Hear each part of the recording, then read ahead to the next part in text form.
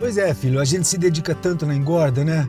Mas na hora da venda pode pôr tudo a perder se vender na hora errada ou por um valor diferente do de mercado. Ah, pai, o aplicativo Agro Brasil veio para resolver isso. Olha aqui. Aqui, pai, os pecuaristas registram seus negócios todos os dias e a gente tem informação verdadeira para poder negociar melhor. Legal. Informação de pecuarista para pecuarista. Isso, e assim todos se ajudam. Muito bom. Baixe agora o app Agro Brasil.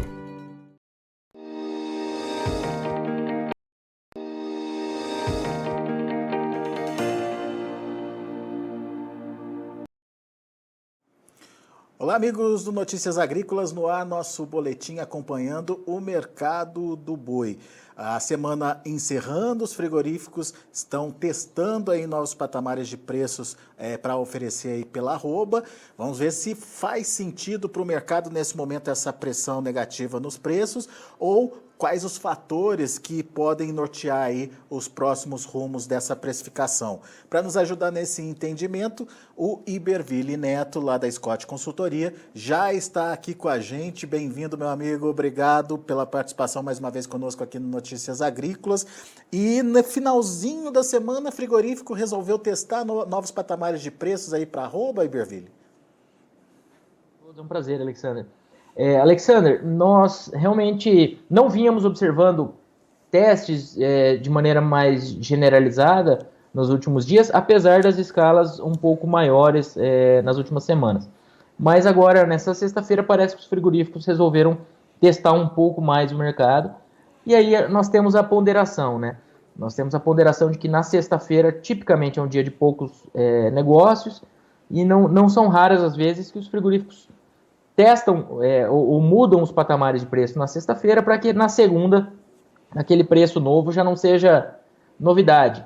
Então, apesar de ser volume de negócios na sexta. Então, existe essa estratégia que não é novidade e que acontece normalmente. Mas isso não quer dizer que não possa haver algum ajuste negativo, porque nós temos fatores nessa direção. E aí, como a gente estava comentando um pouquinho antes da entrevista aqui, o cenário atual tem tantos fatores que podem colaborar, como a proximidade do início de mês. Nós tivemos um ajuste positivo no varejo nesses últimos dias, 0,7%, considerando São Paulo, variação semanal, o que não é um ajuste muito forte, mas para o varejo é um ajuste importante.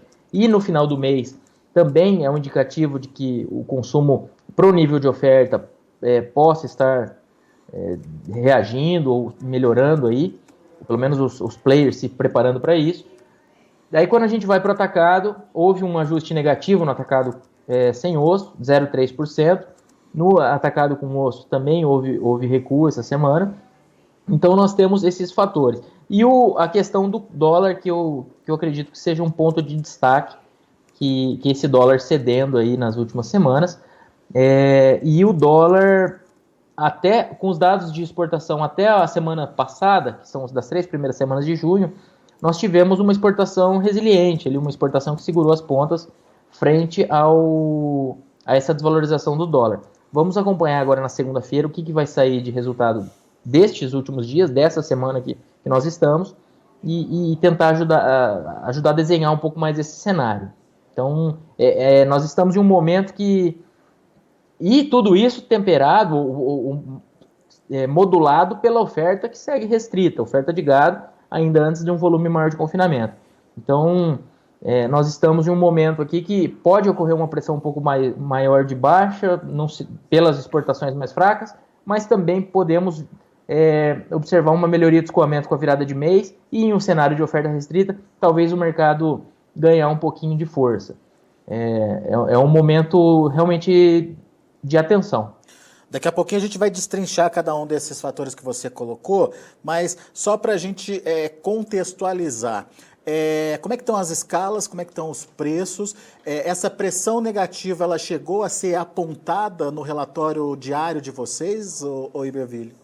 Alexander, nossa referência para São Paulo ela não mudou, ela segue em R$ 310,50, lembrando que nossa referência é à vista e livre de imposto, e os negócios com animais China chegam a valores R$ 5, R$ 7 acima. E aí, o que nós tivemos hoje foram recuos em Mato Grosso, Alagoas e sul do Pará, na Praça de Redenção. Então, sudeste de Mato Grosso, Cuiabá, Alagoas e Redenção, nós tivemos recurso. Mas também nós tivemos valorização no Triângulo Mineiro, Dourados e Três Lagoas em Mato Grosso do Sul e Espírito Santo. Então, está um mercado estável na praça de referência aqui em São Paulo, mas um mercado equilibrado aí, com ajustes positivos e negativos Brasil afora. O que reforça o que você tinha falado, né? Tem fatores positivos e negativos aí no mercado, a gente precisa só esperar mais um pouquinho para saber para onde vai caminhar isso tudo, certo? Exatamente, Alexandre. Se nós não tivéssemos esse câmbio cedendo como está, eu estaria propenso a acreditar em um cenário mais firme, e eu acredito que ele ainda seja o mais provável, mais firme. Não estou falando de valorizações fortes, sabe? Mas o mercado ganhando um pouco de firmeza com essa virada de mês na próxima semana, eu não acho algo improvável. A grande dúvida fica a cargo do dólar, se essas desvalorizações elas vão continuar e o impacto disso sobre as exportações.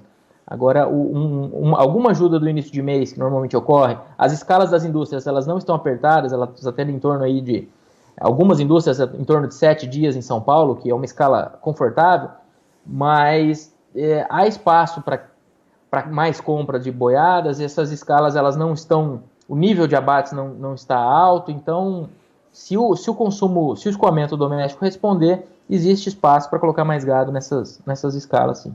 Muito bem.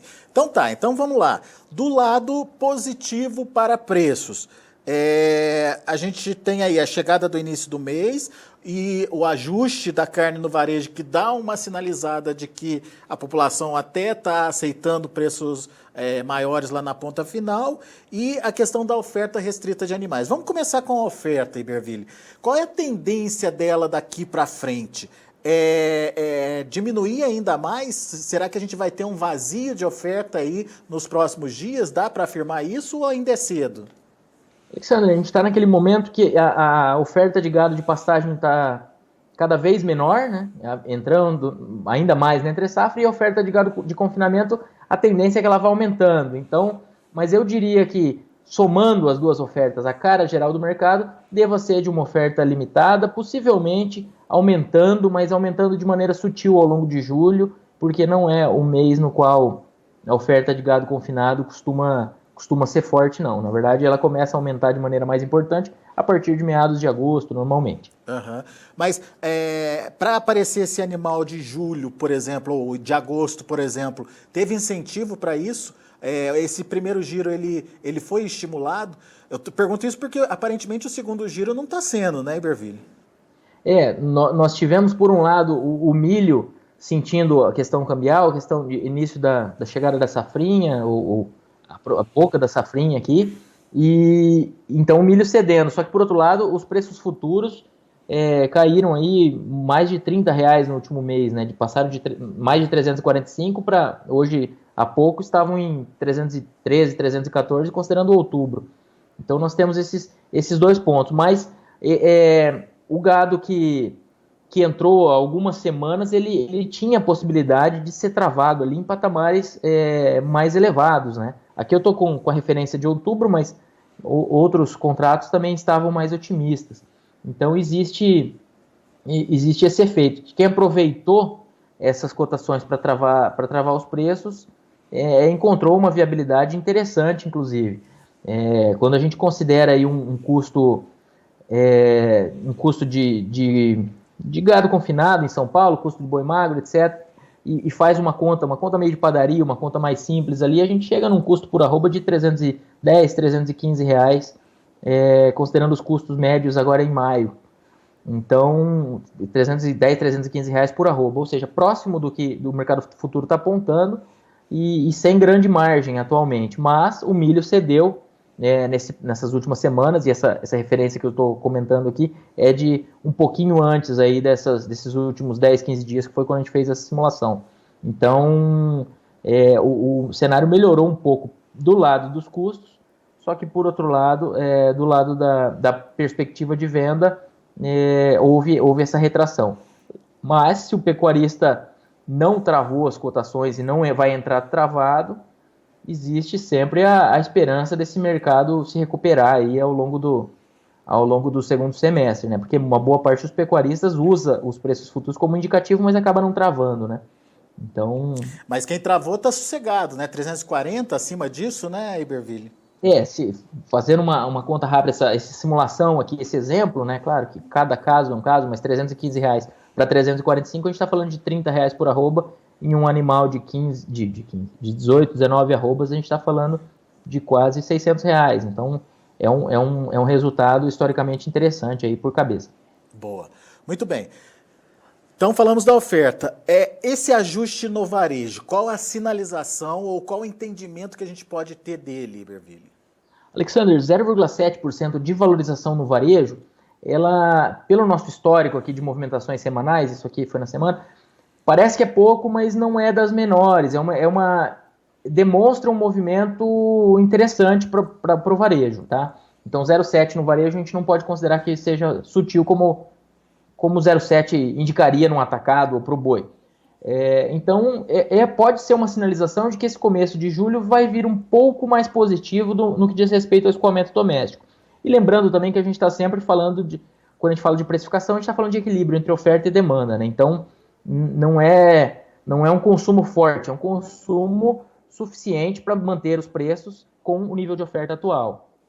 Então, lembrando desse ponto aí. Mas, outro ponto que o atacado sem osso caiu 0,3%, então praticamente estável. Isso pode ser um indicativo de que as exportações mantiveram algum ritmo nesses últimos dias. Isso a gente tem que confirmar na segunda-feira. Então, são pontos aí que... E as dúvidas basicamente recaem sobre o ritmo de exportações e o patamar cambial. Eu resumiria o mercado hoje jogando a boa parte da culpa nesses fatores aqui. Pois é. Esse recuo do dólar, ele traz como consequência a perda de competitividade da carne brasileira? Isso.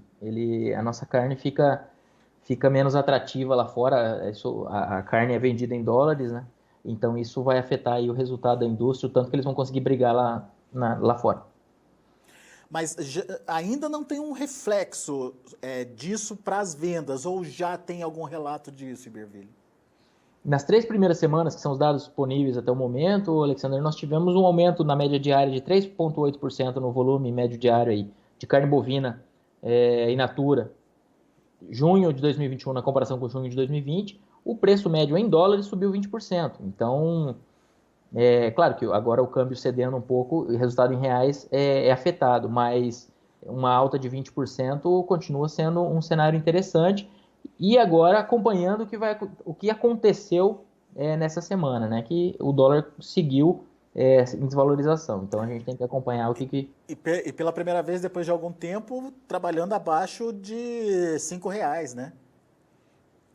Abaixo de R$ 5, exatamente. Isso, por um lado, dá uma folga aí do lado dos custos, né? O milho também refletiu, então o pecuarista tem que ficar de olho porque algumas oportunidades podem se abrir nesse momento. Então, o confinamento, quando a gente faz a conta, a gente sempre faz a conta de maneira mais direta, a gente faz a conta entrada, saída e custo, que é a conta do resultado do confinamento, mas esse confinamento muitas vezes faz parte de um sistema que é muito mais complexo do que simplesmente a viabilidade daqueles 90, 100 dias de coxo. Então, muitas vezes, o confinamento praticamente empatando, ele faz sentido e ele se torna essencial ao livrar a pastagem para outras categorias e encurtar o ciclo e etc. Então, é uma análise que tem que ser feita caso a caso. Depende da realidade de cada propriedade, né? Exatamente. Muito bem. Mas você vê uma possibilidade de volta aí ao confinamento? Volta de atratividade? Exatamente. Alexandre, esses preços futuros, eles sentiram muito essa desvalorização do dólar, mas o relatório Focus do Banco Central trabalha com o dólar ao redor de 5,10 para o final do ano. Se esse câmbio não continuar uma descida muito forte e o dólar der uma acalmada, ou até voltar um pouco para patamares acima, eu acredito que esse mercado futuro ele possa estar um pouco pessimista. Frente a variações históricas, como nós comentamos aqui algumas semanas, frente ao cenário de oferta restrita que nós temos observado, frente a uma possível melhoria da situação econômica, a situação econômica em alguns pontos tem até surpreendido positivamente, mas o cenário geral de pouca movimentação continua, né? Limitações devido à pandemia e a vacinação seguindo aí com promessas de que até setembro a gente vai ter toda a população apta a receber a vacina com a primeira dose. Isso nos leva aí para uma tendência de melhoria de consumo doméstico também, o que vai ajudando a desenhar um cenário talvez mais positivo. E aí a dúvida com relação à China. Os preços do suíno na China têm caído nos últimos meses, mas também temos informações muito divergentes lá do país, algumas delas apontam no sentido de que haja um descarte de matrizes suínas. Então,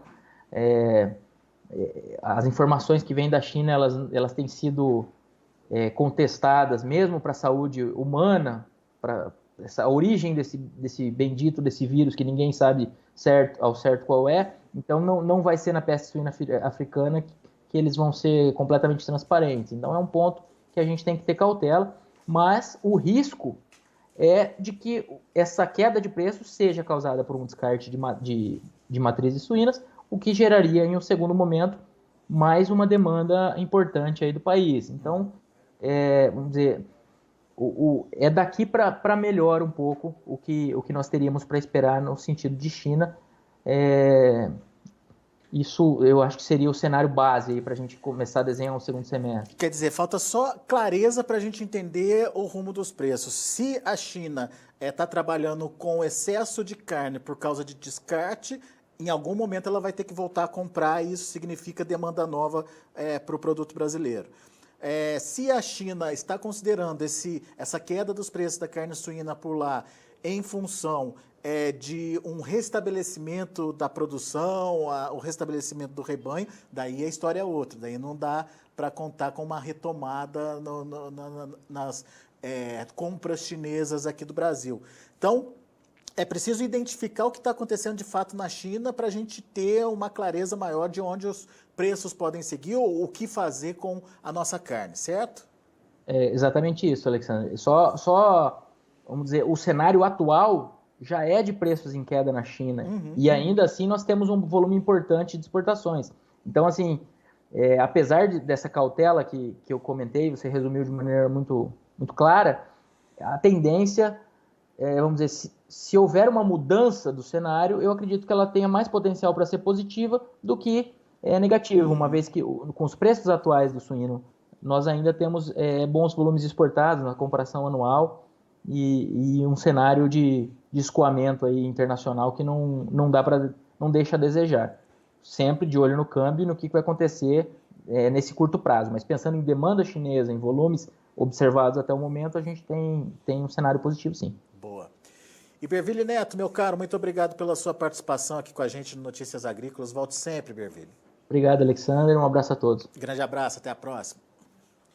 Iberville Neto, analista da Scott Consultoria, aqui com a gente no Notícias Agrícolas, trazendo informações importantes e pertinentes aí à precificação da arroba do boi. O Iberville apresenta um movimento de pressão nos preços que se iniciou nessa sexta-feira por parte dos frigoríficos, mas existem fatores aí que precisam ser respondidos antes de confirmar se essa tendência vai se consolidar ou não a partir da semana que vem. A gente tem fatores positivos e negativos no mercado, ajustando, portanto, essa cotação. No caso, o ajuste do preço no varejo indica que tem uma demanda lá na ponta final acontecendo. Isso justifica um ajuste positivo nos preços da carne no varejo. A chegada do início do mês, que tradicionalmente significa dinheiro no bolso, e com isso o consumidor tende a gastar mais com as proteínas animais, e a continuidade, a sequência da oferta restrita de animais. Já não tem mais gado de pasto e o gado de confinamento ainda não está totalmente pronto para ser ofertado nesse momento. Isso seriam fatores positivos para os preços. Do lado negativo tem a queda no atacado, né? Desculpem, queda no preço da carne no atacado e o recuo do dólar, que tem sido aí bastante importante nesse momento, ou pelo menos tem gerado muita dúvida sobre o que vai acontecer com as exportações brasileiras de carnes de uma forma geral e em especial da carne bovina. Então, esses fatores estão aí trabalhando no mercado e a gente precisa entender como cada um vai agir para depois entender aí o rumo que os preços irão tomar. Vamos ficar atentos, assim que tiver novidade a gente traz as informações para vocês aqui no Notícias Agrícolas. Antes de encerrar, deixa eu passar para vocês o andamento lá na B3 com mais um dia de queda para o vencimento outubro. Vamos lá. Olha aí, outubro caindo mais de 1%. Ontem a gente falava de outubro a 317, hoje a gente está falando de outubro a R$313. R$313,90 com queda de 1,09%. O primeiro vencimento, junho, 318,35. O junho já praticamente está saindo aí das negociações. Julho, R$314, queda de 0,32%. E o agosto caindo forte também, 1,3% a R$312 por arroba. Indicador CPEA, encerrando o dia de ontem a R$318,90, uma queda de 0,31%. Esses são os preços do mercado do boi. A gente vai ficando por aqui. Agradeço muito a sua atenção e audiência.